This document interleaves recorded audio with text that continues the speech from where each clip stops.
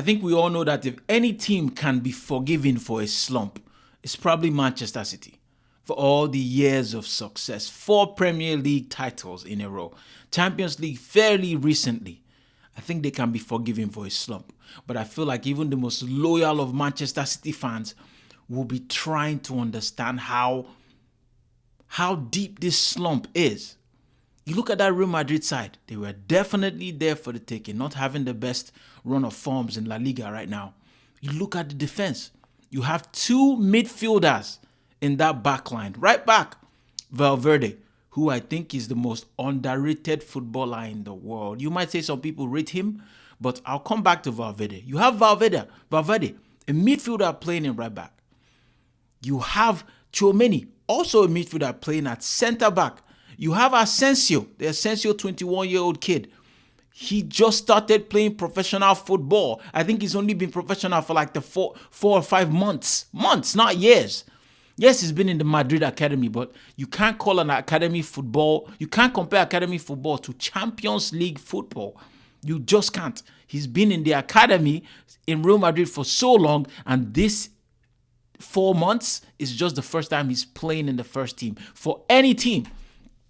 That's who they had at centre back. A midfielder at right back, a midfielder at right centre back, a brand new football player at left centre back, and obviously Mendy, who is an actual defender. But I heard he actually has a knock, but he's playing because of how many injuries Madrid has in their back line. Alaba, Militao, I forgot all of them, but they have so many defensive players out injured. That is who Manchester City came up against. A Manchester City that have only Rodri out. De Bruyne was there, we saw him start. Foden came off the bench very early after a player got injured. I forgot who got it. Grealish, who I thought was playing very well when before he got injured. Haaland, obviously, a man whose sole purpose in life is to score goals and do nothing else. God, I wish I had a player like that at my team, Arsenal.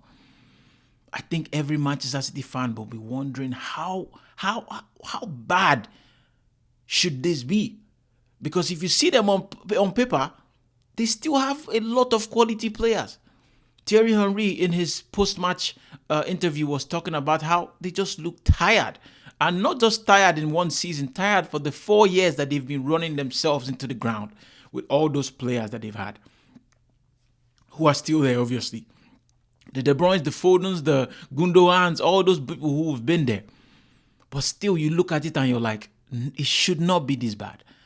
They fell against Feyenoord. They were 3 goals up in the Champions League and they tied that game 3-0. It's wild to think how bad it's been for them.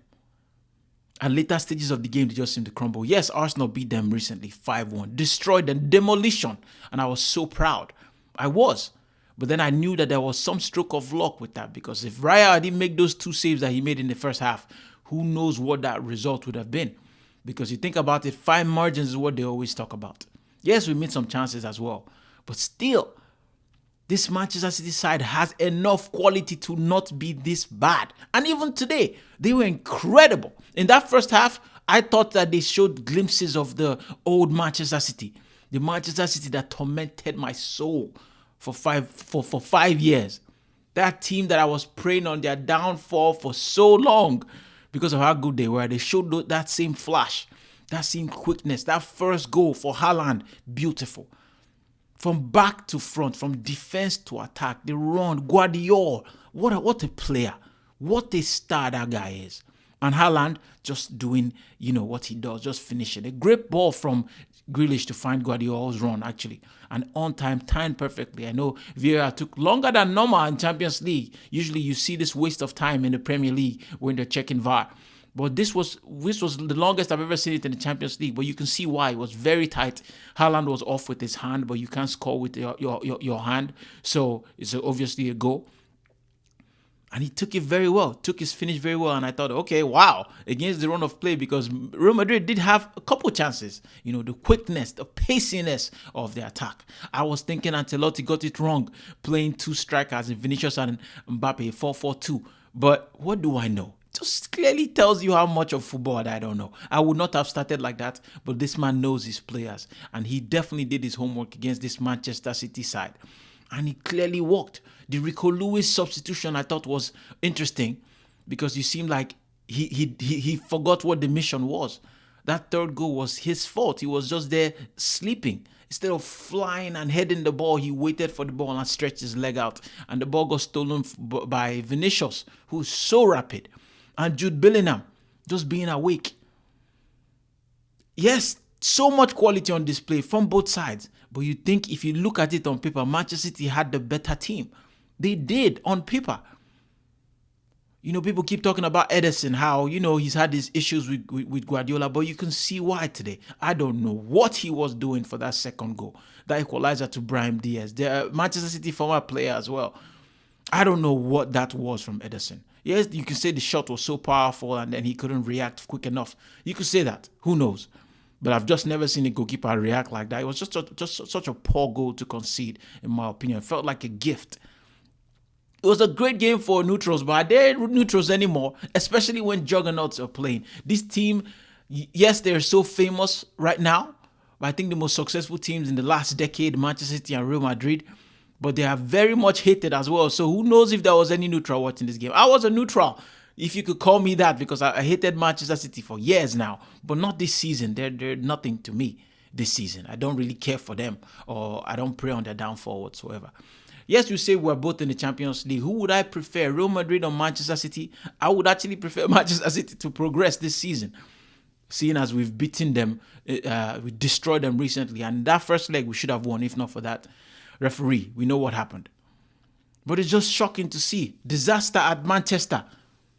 It is shocking to see what is going on at Manchester City. And Pep just there looking like bereft of ideas. I feel like he thinks he cannot connect with these players anymore. Manchester City never used to give anybody a sniff before. Sniff in the sense that from beginning of the game, from the first whistle to the final whistle, you could not sleep on Manchester City. They were always on job. They were always focused, always wanting the ball. And if they take a lead, damn, it's almost all but over. But not this season. How many times have they, lost points from a winning position this season? Countless times in the Premier League, especially in the Champions League. Hence why they're playing a playoff game, because they couldn't finish in the top 8. It's just shocking. I know that they've run their socks off the last 4 years, but still, you don't expect this. Guardiola has always done it right with freshening up the squad, letting go of the players he think might get tired and bringing in fresh new players with fresh ideas who are seemingly more hungry. He brought in Doku, he brought in Silvinho, More recently, he brought in Mamouche. There are so many players in this team that you expect them to be kicking on. The boy from Wolves, I forgot his name, but you guys know who I'm talking about. He has sort of freshened this team up. Guardiola is fairly new. Akanji is fairly new as well. So these are fresh players who would not, rest on their laurels, like who will still have that desire to run, chase after every ball, be more focused, not let their head drop.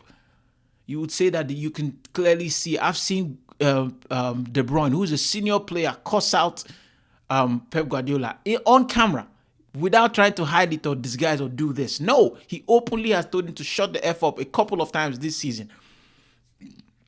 I guess that is also affecting how Manchester City play and the mentality of the players. When you as a new player might see how disrespected your manager might be. I don't know. I'm just trying to find excuses as to why these players who should be fresh don't seem fresh. Who should be hungry don't seem hungry this season.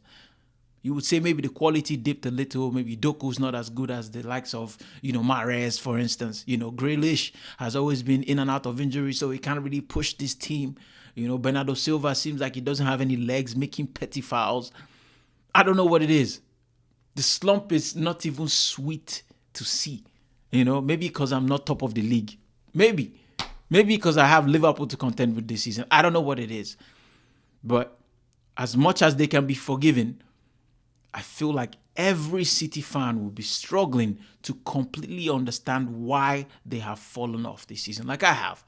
because they have enough quality to not be fallen off. You see the situation with Ederson. You see Haaland after the goal today. He was pointing to his head. It almost seems like he's saying that Ederson's head is not there. And you can say that he's playing like that. We know what happened earlier on in the season between him and Pep Guardiola when he was dropped. I don't know what it is. It was a great game to watch as a neutral. But if you know, let me know your thoughts in the comment section. What do you think has happened to Manchester City? What do you think the problem is? Is it the Pep Guardiola not getting through to the players? Is it a divorce he's going through in his personal life? I don't know. I don't know what it is. But let me know your thoughts in the comment section. If you're new here, please click the subscribe button. It would be truly an honor to welcome you into this community. And also leave a comment, like this video as well, so the video could get pushed out to more and more people like yourself who might like it. Take care. God bless. Peace.